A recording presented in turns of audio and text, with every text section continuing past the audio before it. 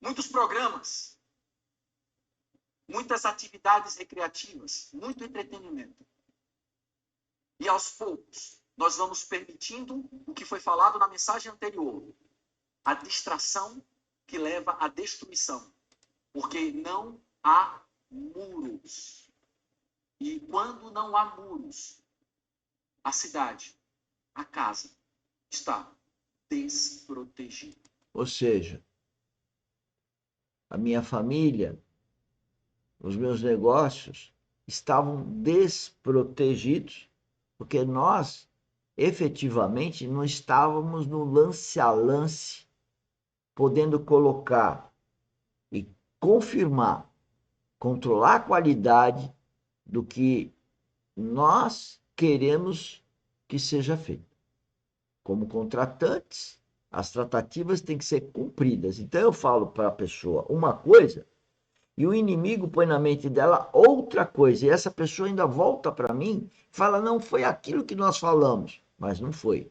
Por isso que eu escrevo tudo. Mesmo assim, as pessoas não leem o que está escrito, não perguntam sobre isso.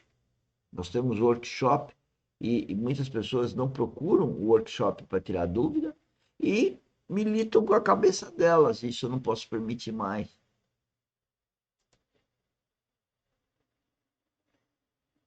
Eu quero trazer, irmãos, algumas aplicações práticas sobre isso, para que a gente possa refletir um pouco sobre como está o nosso andamento prático, em aspectos essenciais, que o irmão Luiz falou na primeira mensagem aqui. Uma casa sem muros é uma casa que normalmente não há devoção. Por quê? Porque nós temos tantas coisas para fazer e nós temos tanta distração que nós não temos o nosso tempo com a palavra, nós não temos o nosso tempo de oração, nós não temos o nosso tempo de comunhão. Uma casa sem muros é uma casa onde todas as coisas entram e saem com muita facilidade.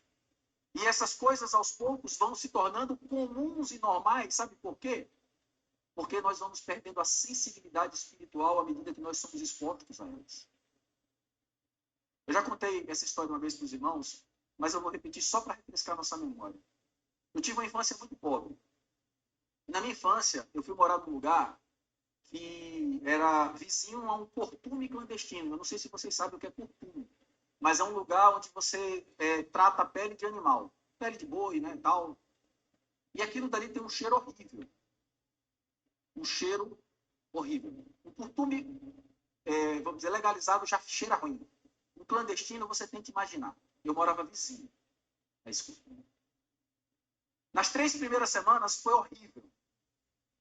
Mas depois da 4ª semana, a gente já não sentia mais o cheiro, porque a gente se acostumou com tudo aquilo.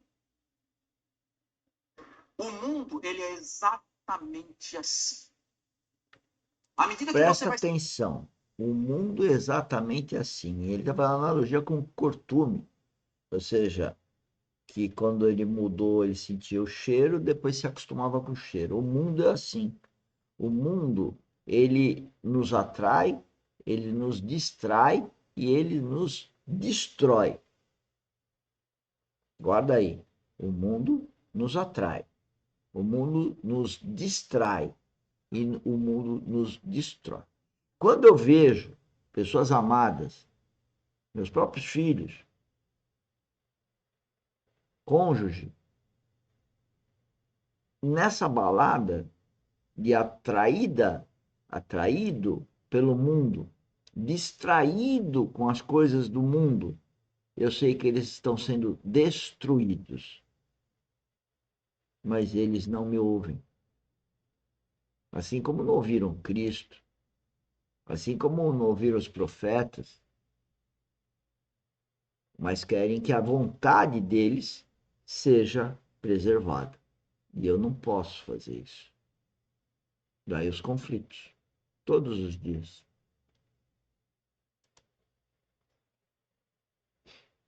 vai se expondo às coisas do mundo, à medida que você vai cheirando as coisas do mundo, à medida que você permite que as coisas do mundo entrem na sua casa, você vai se tornando insensível a essas coisas.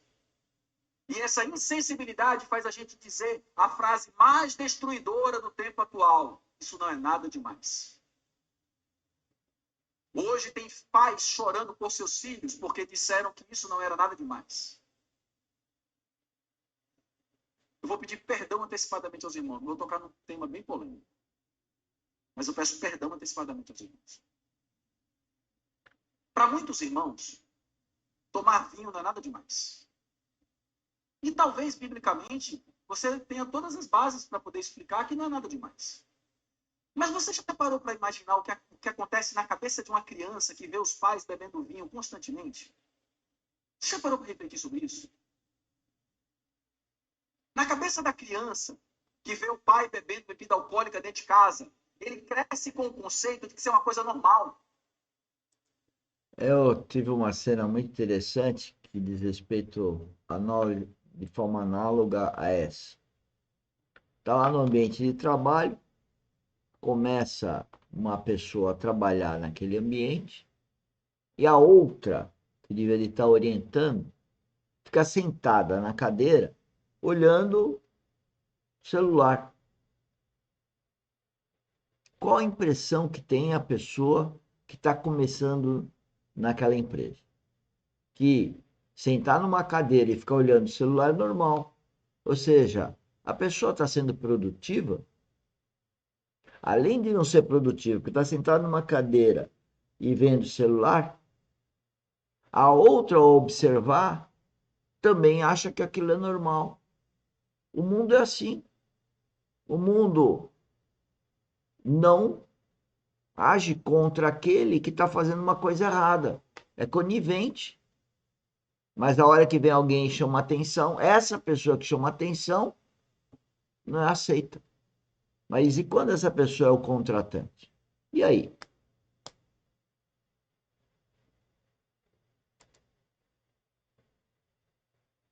E que diferença faz ser vinho, cerveja ou cachaça?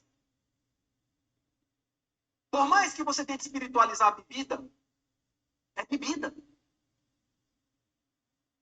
E na cabeça da criança, isso é um gatilho que aos poucos vai se desfazendo e para ela aquilo se torna normal.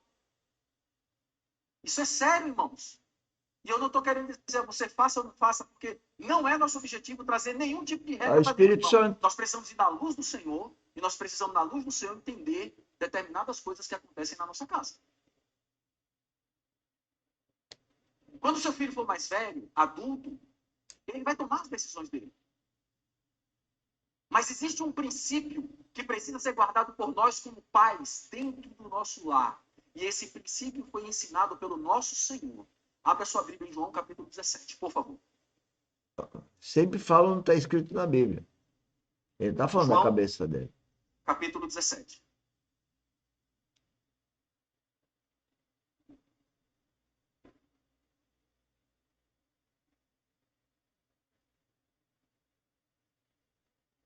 Versículos 17 ao 19. Olha só o que é que o Senhor fala para nós. Ele diz assim, ó: santifica-os na verdade. A tua palavra é a verdade. Assim como tu me enviaste ao mundo, também eu os enviei ao mundo. E a favor deles eu me santifico a mim mesmo, para que eles também sejam santificados na verdade. Você compreende o que é que o Senhor está falando aqui? Você compreende o que é que o Senhor está falando aqui? O Senhor está dizendo aqui o seguinte, ó: eu poderia fazer muitas coisas que não feriria minha pureza nem minha santidade. Mas por causa deles, eu me santifico. Por causa deles. Infelizmente, muitos pais, sem perceber, abriram a porta do inferno em suas casas por causa de coisas lícitas. Por causa de coisas que no mundo se é normal. E para muitos cristãos também se tornou normal. Mas a pergunta que eu e você precisamos fazer é o seguinte: Eu testemunho que eu fiz isso. Com a família e com os negócios. Agora, quem me ouve vai pensar em coisas faraônicas. Não, é simplesmente não pus os limites que hoje, com a maturidade que tem espiritual, estou colocando. Daí que eu falo do lance a lance, saber tudo que está acontecendo e reprimir o que der do mal, de acordo com a minha cabeça, que é de acordo com a cabeça de Cristo. Só que isso choca as pessoas, a ponto das pessoas não quererem trabalhar porque querem fazer do jeito delas. E eu falo, não, agora é do meu jeito. Aí dá choque. Aí eu falo que as pessoas vão tudo para Dubai. Por que Dubai? Porque agora todo mundo acha bacana ir para Dubai, então se não for para Dubai não é ser humano. É lógico que estou exagerando um pouco. Mas as coisas do mundo são aí. Elas atraem, distraem e destrói. Então, quando eu falo elas vão para Dubai, por quê? Porque elas não quiseram continuar trabalhando para nós. Porque trabalhar para nós não é uma coisa que agrada o ego delas, o eu delas, os valores delas. E meus valores são os valores de Cristo, e o sistema tem que ser produtivista, eu tenho que ficar no lance a lance, vendo tudo e pondo a minha cabeça em cada lance, que pese que a pessoa sempre falou, fez das coisas da cabeça dela. Eu não pus os limites. E agora, passado 10, 20, 30 anos, eu voltei a pôr os limites. E aí é pancada para tudo quanto é lado. Nós temos